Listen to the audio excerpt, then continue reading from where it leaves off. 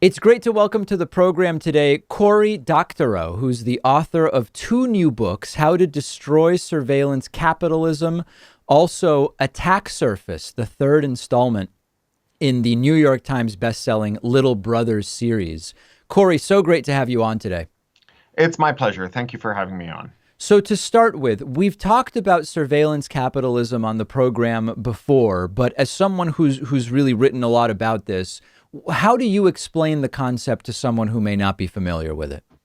Well, it should be noted that I don't agree with the majority criticism of surveillance capitalism. Yes. I think that the majority criticism goes basically Google invented a mind control ray to sell you a fidget spinner, and then Robert Mercer used it to make your uncle racist. And I think that this gives Google way too much credit. It gives big tech too much credit. The history is littered with people who claim that they could influence us with technology. And mostly what they do is influence their potential customers, like advertisers, to give them a lot of money, but then under deliver. I think there's every indication that that's what Google and Facebook and other ad tech companies are doing, which is not to say that they aren't spying on us like crazy. They are. And it's not to say that that's not harmful. It super is. And it's not to say that they don't distort our discourse. They do, but they do so because they're monopolists. And monopolists get to subvert the regulatory process so they can do dangerous things like over surveillance and over retention of data. And then, if there's only one place we go to ask questions, the answer that they give us matters a lot to what we believe, but not because they have a mind control ray, just because they've become a canonical source. So for people who have read about surveillance capitalism, often it's Shoshana Zuboff's work that folks may be familiar with. So correct me if I'm wrong, and I'm glad for you to kind of go into this. It seems as though maybe you believe that Shoshana is correctly identifying some of the characteristics, but the conclusions that she comes to are not necessarily your conclusions. Yeah, so I think that Zuboff really does believe that machine learning allows tech companies to manipulate us, to take away what she calls our right to the future tense, right? The right to be able to decide for ourselves what we'll do in the future. And I think that that's not true of machine learning, but it's totally true of monopoly, right? If all of your friends are corralled on Facebook, then Facebook can tell you with a high degree of accuracy that you're going to have to stay on Facebook to talk to them. And a way to maybe visualize the difference between our points of view is that she thinks that traditional pro-competition remedies like breaking the companies up or opening them up to interoperability or anything else that we might do to reduce their power will just produce like hundreds of pipsqueaks, each of them with their own mind control ray, and we won't even be able to keep track of them and how they're using them. So imagine that there was a comet headed towards Earth, and you had someone who said, no, no, no, we can't try and break the comet up. If we do, it'll turn into a million meteors, and they'll just smash every city on Earth. We have to steer the comet, and that's what she thinks, right? She thinks we need to tame the companies by telling them what they can and can't do, putting them under tighter control, and so on. And I just don't think you can put them under control for so long as they have monopolies, because they have so much excess money from being monopolists, and they're so concentrated that they can agree on how to spend that money, that they can end up steering their own course. People look at that picture of the tech leaders with Donald Trump in 2016 at the top of Trump Tower on that table meeting with them, and they go like, how can Tim Cook and all these other self-described bastions of liberalism meet with Donald Trump? And that's a fair question, but a better one is, how is it that everyone who runs tech fits around a single table? That should be even more alarming.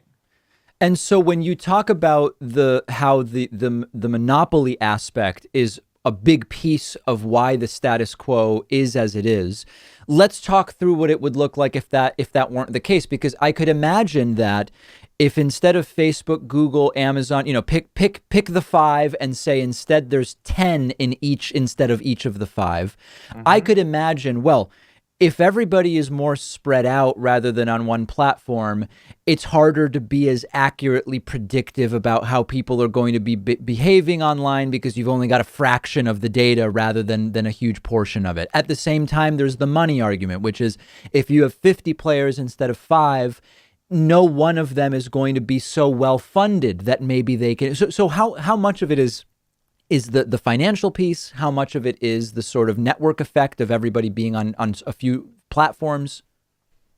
Well, let's talk about network effects because historically, network effects for tech were not as durable as they are in other areas, like, say, railroads, right? Network Mm, effects in railroads are super powerful because once you've got the rails, everyone's got to use them, and no one wants to build a second set of rails next to your rails. right. But if you're, say, IBM, and you have this giant printer division called Lexmark, and you have the network effects of having this huge customer base, and you then decide to extract high rents for your toner, right? The carbon that you put into them, and you use a security chip to make sure no one puts their own carbon in it. Carbon is obviously a very abundant element. We're struggling to deal with an overabundance of carbon, not hard to get all the carbon you need.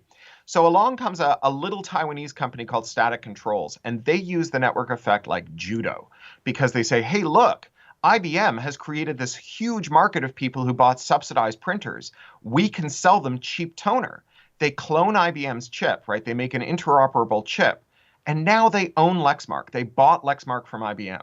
Or if you're Apple and you're being outcompeted by Microsoft in the enterprise because Microsoft deliberately breaks compatibility between Microsoft Office for the Mac and Microsoft Office for Windows, you can just say, well, to heck with Microsoft, we're just going to reverse engineer how Microsoft Office works and release the iWork suite, Pages and Numbers and Keynote, so that Mac users can just interoperate with Windows users. So what I think is that when people have problems with the way that tech works, and those problems can be the result of tech trying to do something harmful to them, like manipulate them, or it can just be the result of tech not considering their uses, right?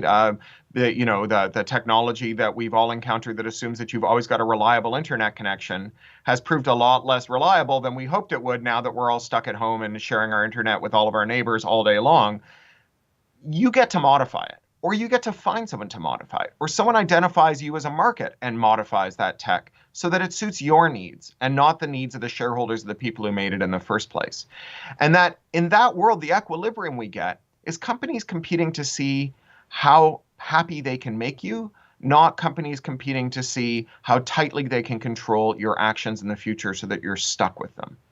I want to continue down this path, but one sort of small tangential issue I'm curious to get your thoughts about is I was recently speaking to someone in the tech space who said, with a lot of you pick some niche area where there's like one big player.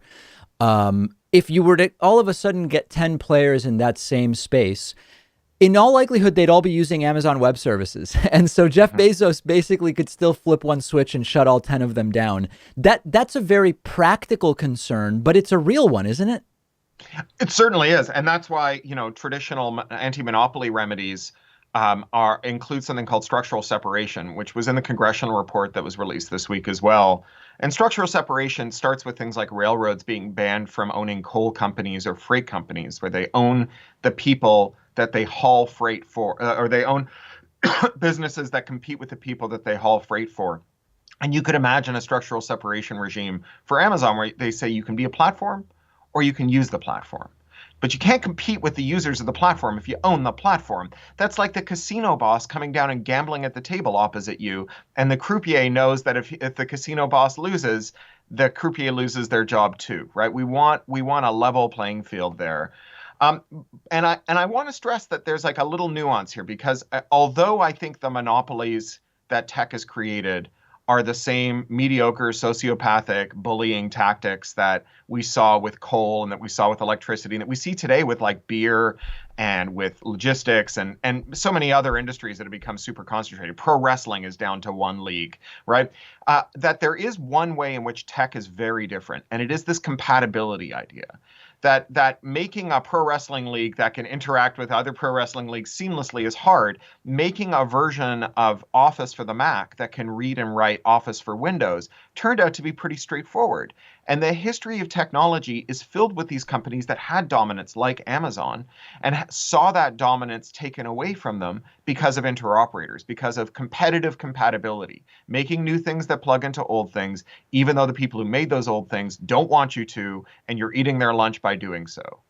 To pick one of the things you mentioned to dig into a little deeper, our data, the data about us, about our activities, and big tech having that data, using the data to market to us, or through tracking pixels, allowing third parties to target us in very specific ways.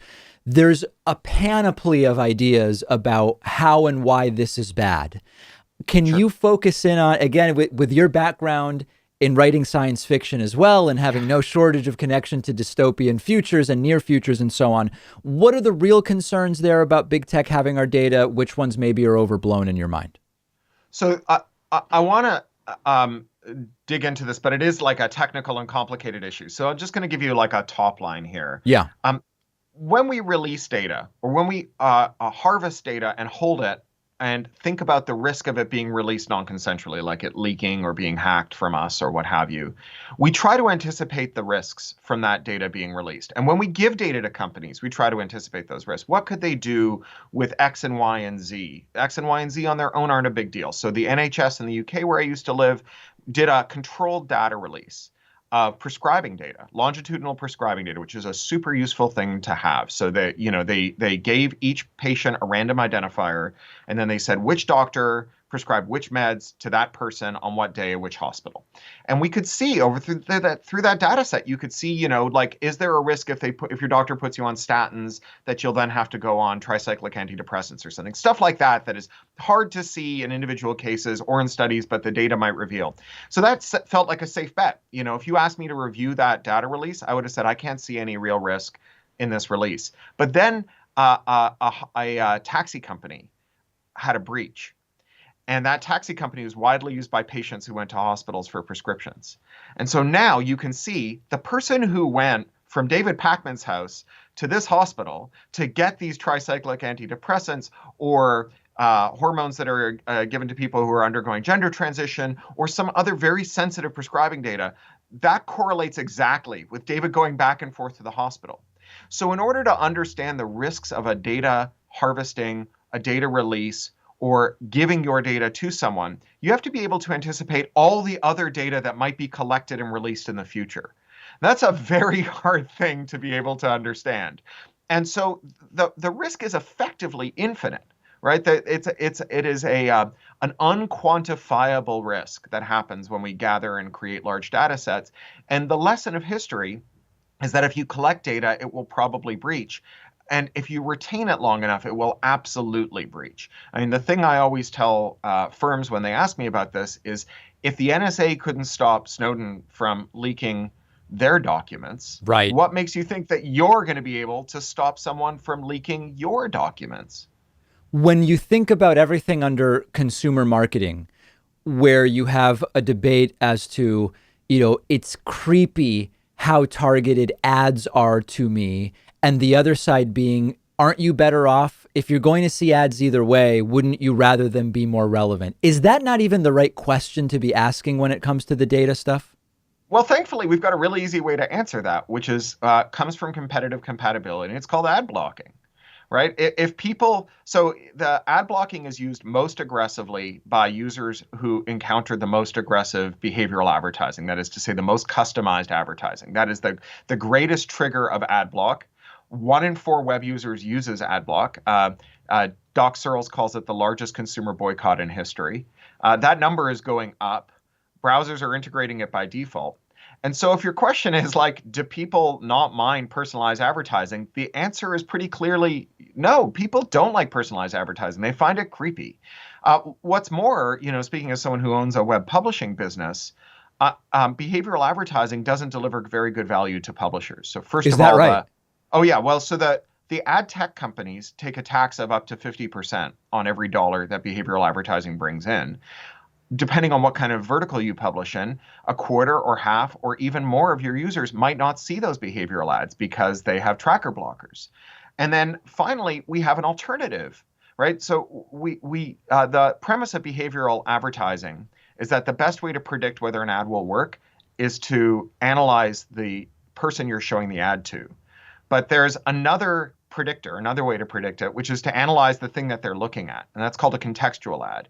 And contextual ads have no privacy dimension, right? All you do is you say, well, what's this article about?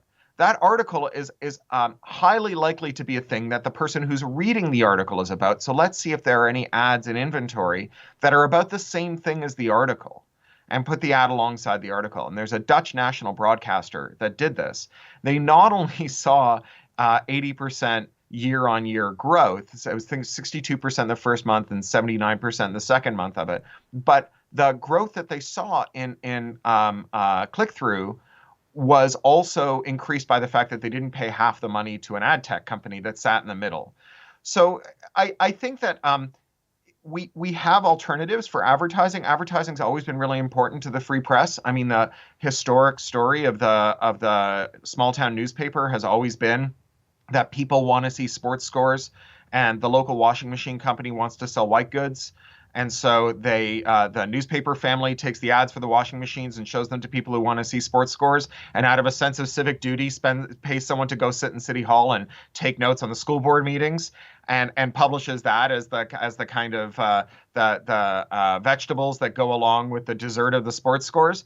And advertising has always been key to how we get that kind of civic reporting. I am a Canadian who lived in the UK for a long time. Now I live in the US. I think public media has an enormous role to play here, but so does ads. And those ads do not have to be surveillance to be effective. And in fact, from the perspective of a publisher, it's better if they aren't. So let me kind of rephrase what you're saying, because I think this is interesting. So there's the idea that's often just assumed that the more tailored the ad is to the person based on what TV shows do they like, how much time do they spend online, what can you guess about their income based on activity, that not only is there a creepy factor, but that the ads, by being very tailored, in total, net, will be more profitable, even accounting for what you're spending to have the ads so highly targeted. The counter to this would be if you simply say, hey, you know what?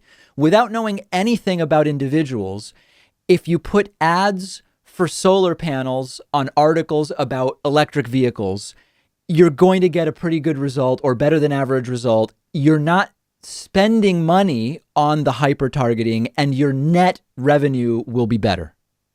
And to get back to this idea of mind control, Rays, the source of the first story you told are the companies that sell ad tech.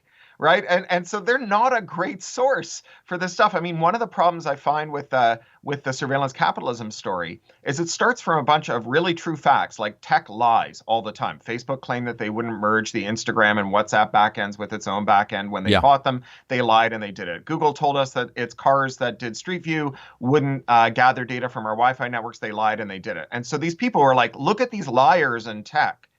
The only time they're telling the truth is when they're trying to sell their products to advertisers. And I think that is the wrong place to assume that you're getting the truth. I think that the pitch from the sales force is the probably the least truthful thing that a company produces, sight unseen, that as a prediction thing. Last thing I want to ask about, Andrew Yang, when he ran for the Democratic primary, talked about your data has value. You should be able to either choose to sell your data, get some money for that, or whatever the case may be. Two-part question. Is that feasible? And number two, would that really solve anything? I don't think that solves a darn thing. So when you actually look at the value that these companies extract from your data, it's not a very large sum of money. So it's not like we'd be cleaning up from it. But the idea that you own your data is a really complicated idea. So take the fact that your mother is your mother. Who owns that fact? Who gets to sell it to Facebook? Is it you or your mom? Does your dad get to sell that to Facebook? What if you want to sell not just the fact that your mom is your mother to Facebook, but you want to trade the information that your mom was abusive to Facebook, and your mom says, no, I don't want that data sold to Facebook. That's not your data, that's my data. Or how about if your boss was abusive? Does he own that fact, or do you own that fact? Now, we have a lot of ways of talking about valuable things without putting price tags on them. In fact, the most valuable things in the world are never priced. Human beings, right? If you describe kidnapping as theft of child, you are a monster. Because the problem with kidnapping is not the monetary value you have lost when your child was kidnapped. It is the price to the human being. In a wildly unequal, monopolized world, putting price tags on data just means that people who already lack market power, the poorest among us who cannot afford access to for-pay services, will be pressurized to sell their data. They'll be pressurized to sell it at very low prices. And we'll just magnify inequality, right? We already have a situation where the lies are free and the truth is paywalled. If we then say privacy is a luxury good that's only available to the wealthy, we magnify the inequalities that created that situation. In other words, those who don't need the money from their data are more likely not to sell it, and it furthers that gap by that very virtue. Absolutely. Yeah. And if you think that like there won't be someone who says, "Oh no, I don't need your data," what I will do is I'll just set up a free service where you don't have to trade your data, but where you're not allowed to say nasty things about Donald Trump, for Mm. example, or about rich people, or about tax breaks. That is also a remedy that is likely to emerge from it. There are things that we just tell people they're not allowed to do, right? We don't let people sell their organs. We don't let companies create click-through agreements that say, by being dumb enough to be my customer, you agree I can have your kidneys. So, if we're going to say that there are systemic risks from data releases, risks to third parties, risks that are not risk to you, but risk to the people around you when you release data, then we should have rules that are not grounded in property rights that are so blended and incoherent that we could never have a functional market for them. Instead, we should have rules grounded in principle that try to find equilibriums that are good for the public interest. We may get those rules wrong, we may have to revisit them, but the idea that markets will find that equilibrium is just wrong on its face. We've been speaking with Cory Doctorow, who is the author of two new books, How to Destroy Surveillance Capitalism, also Attack Surface, the third installment in the New York Times bestselling Little Brothers series. Cory, I so appreciate your time today. Thank you very much. And I'll mention that the novel is really about techies wrestling with these questions in a high-tech, high-stakes techno thriller. So that if this kind of thing interests you, but nonfiction isn't your bag and you want a standalone techno thriller instead, that's where you can start. Awesome.